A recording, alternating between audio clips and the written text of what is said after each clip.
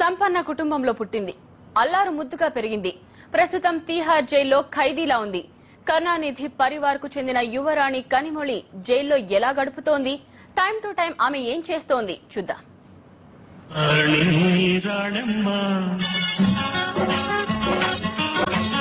ఆనాటి నవ్వులు ఏవమ్మా,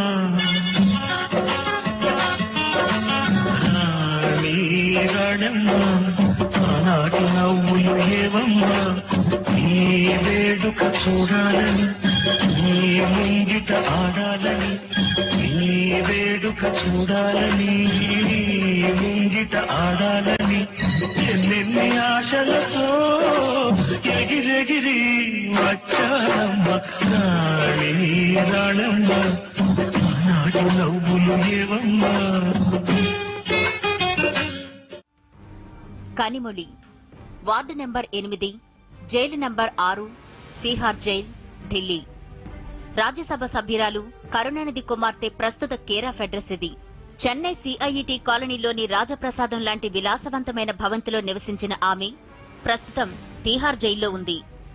తమిళనాట సంపన్న రాజకీయ కుటుంబంలో పుట్టిన కనిమొళి తండ్రి కరుణానిధికి ముద్దుల తనయ్య. కాలు కింద పెట్టకుండా అత్యంత అల్లారుముద్దుగా పెంచారు. అనధికారికంగా కనిమొళి ఓ యువరాణిలా మెలిగింది. తండ్రి కనుసన్నల్లో రాజకీయాలు నేర్చుకుంది. రాజ్యసభ సభ్యురాలిగా ఓ వెలుగు వెలిగింది.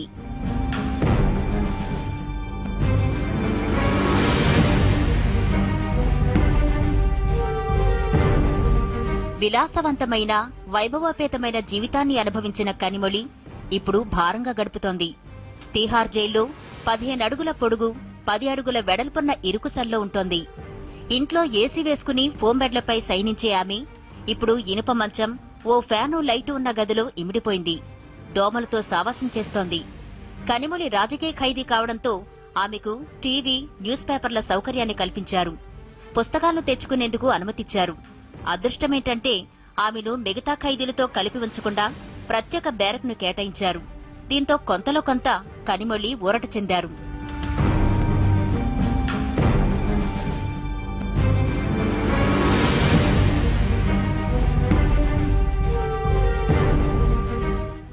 జైల్లో కనిమొళి దినచర్య మిగతా ఖైదీలాగే కొనసాగుతోంది. వార్డెన్ కేకలతో తెల్లవారుజామున 5:30కు మెలకు వస్తుంది. కాసేపు నిద్రపోవాలనుకున్నా కుదరదు. కాబట్టి లేచి కూర్చుంటోంది. కాలకృత్యాలు తీర్చుకుని 3 గంటల్లో రెడీ అవుతోంది. జైలు క్యాంటీన్లోనే బ్రేక్ఫాస్ట్ చేస్తుంది. 2 బ్రెడ్ ముక్కలు, కర్రీ తింటోంది.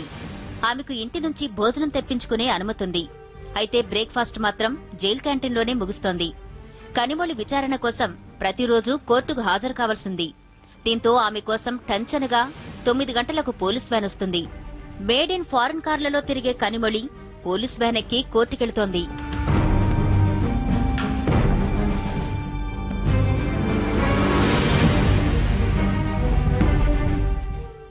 కనిమొళి సాయంత్రం 4:30 కల్లా తిరిగి కోర్టు నుంచి జైలుకు చేరుకుంటుంది.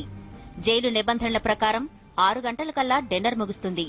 అక్కడి నుంచి మిగతా ఖైదీల్లాగే 7 గంటలకు సెల్లో బందీ అయిపోతుంది. అర్ధరాత్రి 11:30కు జైల్లో లైట్లార్పేస్తారు. దీంతో అప్పటి వరకు పుస్తకాలు చదువుకుంటూ కాలక్షేపం చేసిన కనిమొళి నిద్రకు ఉపక్రమిస్తున్నారు.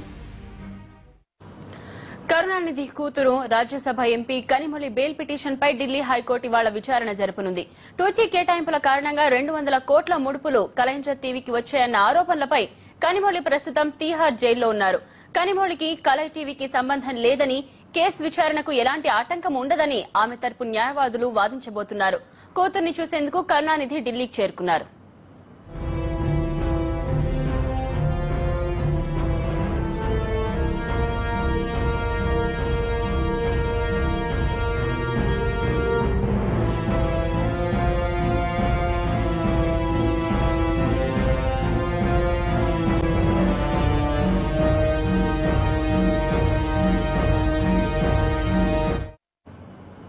కనిమొళి బెయిల్ పిటిషన్ కు సంబంధించి మరిన్ని వివరాలు మా ఢిల్లీ ప్రతినిధి శ్రవణ్ అడిగి తెలుసుకుందాం. శ్రవణ్, కనిమొళికి బెయిల్ వచ్చే ఛాన్సెస్ ఉన్నాయా?